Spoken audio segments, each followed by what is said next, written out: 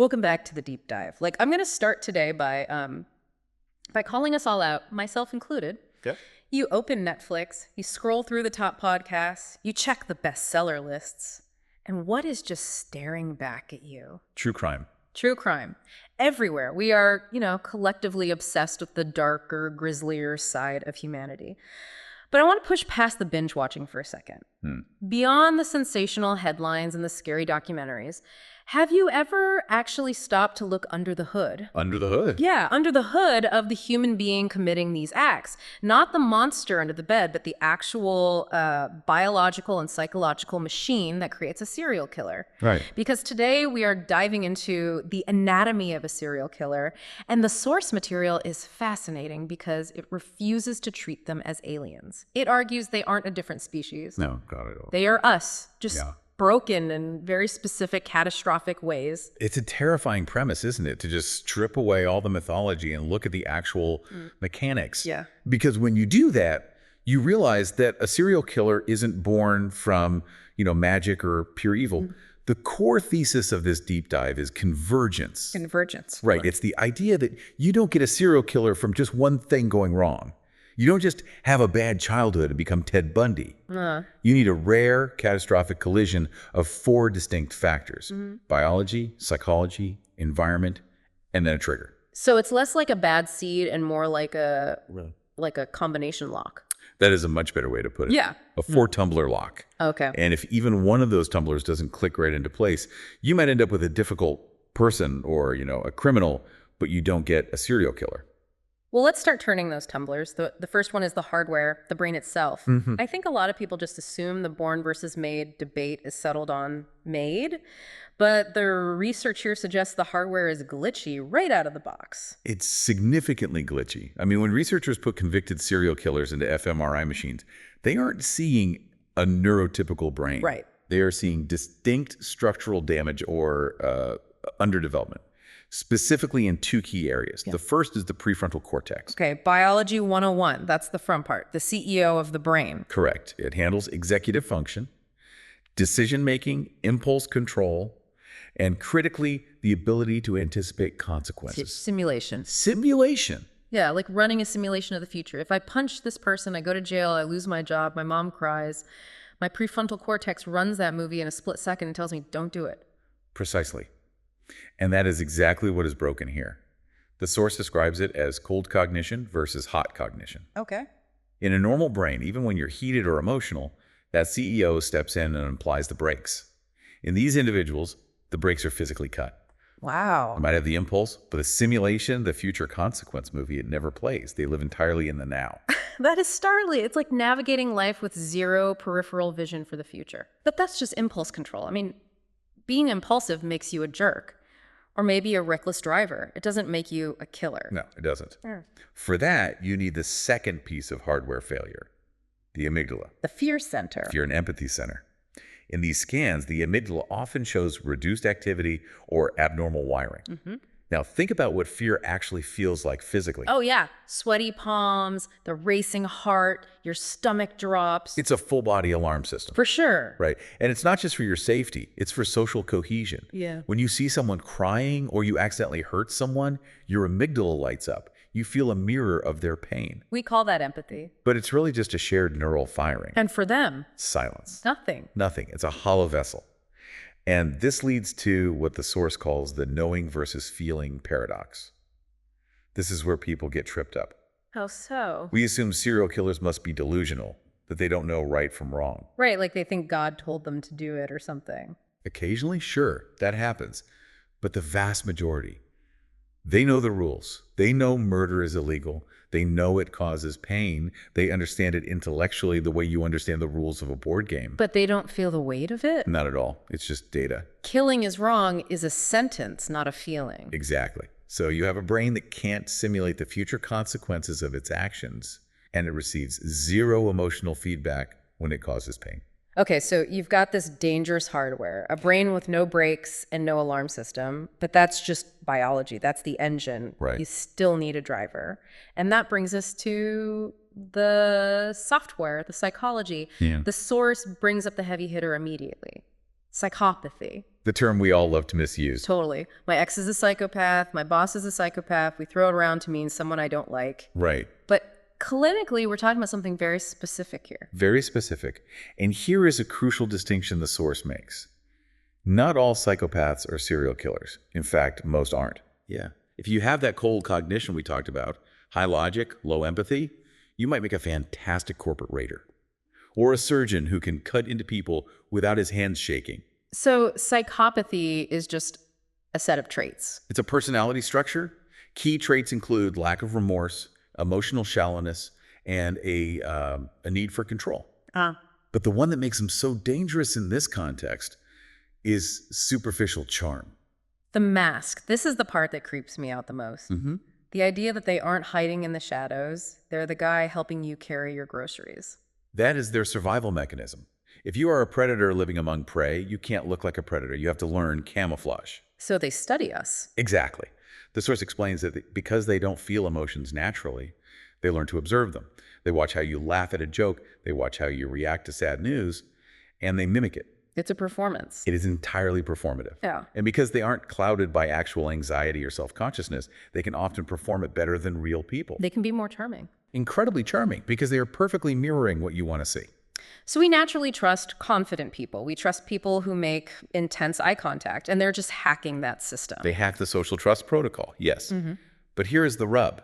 You can have the bad brain, and you can have the psychopathic personality, and you still might just be a con artist or a difficult spouse. So what pushes the software from manipulative to deadly? The foundation, the childhood. Right.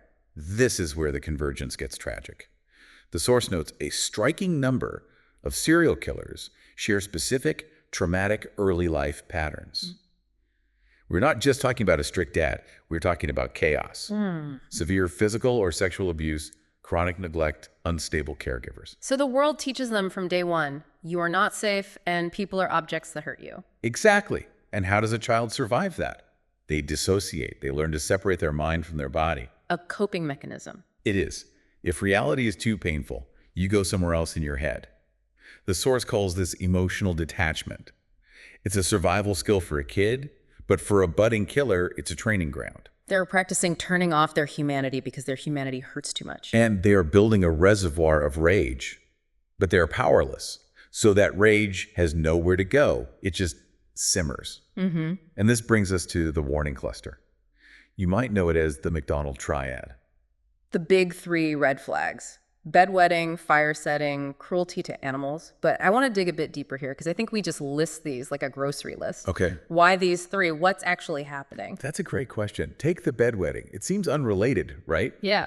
But persistent bedwetting past a certain age is often a physiological response to deep chronic stress and trauma.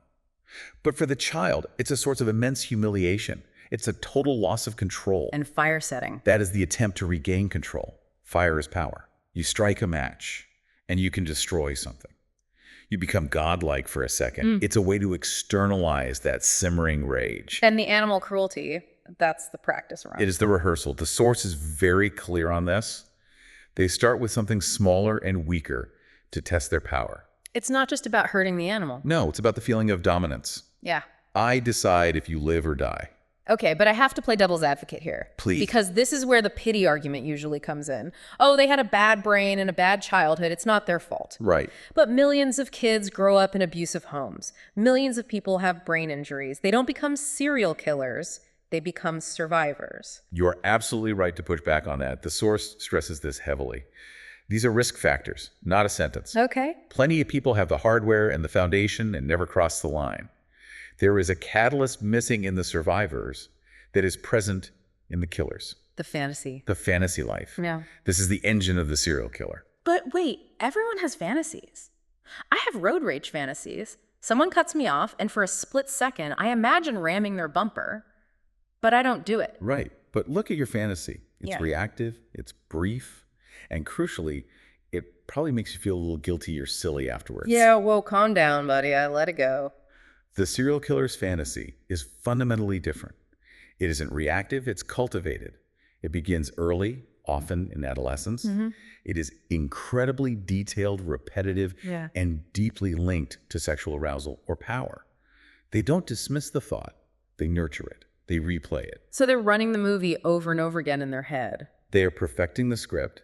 And here is the terrifying part that the source highlights. The fantasy becomes an addiction. We are talking about dopamine loops here. A chemical addiction, like a drug. Very similar. The fantasy provides a dopamine hit, a sense of relief and power. But like any tolerance, the fantasy eventually isn't enough. The image in their head starts to fade. They need a stronger dose. And the only way to get a stronger dose is to make it real. So they aren't killing out of blind anger. No. They're killing to enact the script they've been writing in their head for years. Reality is just a stage for their fantasy. That reframes everything, because we usually hear motive and think revenge or money or jealousy. But you're saying the motive is just the high. The motive is the validation of the fantasy. And this debunks the biggest myth out there, the idea of the crime of passion. We think of serial killers as these balls of blind rage. Yeah. But the source says it's rarely about anger alone. It's about power, control, and ownership. Ownership. Thinking of another human being as a possession, this connects back to the dehumanization. If you lack empathy and you view people as objects, then the victim isn't a person with a family and a life. They're a prop. A prop in the movie. Yeah. Correct. And once the scene is over, once the victim is dead, the prop is discarded. The high fades, the dopamine crashes. And the cooling off period begins. Right. But eventually, the urge returns, the fantasy spins up again, and they have to hunt. It's a machine, a loop. It is a self-reinforcing loop of addiction and destruction. So we've turned all the tumblers. You've got the broken brakes in the prefrontal cortex, the missing alarm system in the amygdala, the camouflage of psychopathy, the trauma from childhood, and the addictive script of fantasy. It's a lot. It is a lot. And it makes me wonder, why doesn't this happen more often? I mean, looking at the complexity of it, it actually feels weirdly difficult to make a serial killer. That is the silver lining, if there is one. The source calls this the critical point formula. You need biological vulnerability plus early trauma plus fantasy reinforcement plus opportunity. All of them. All of them.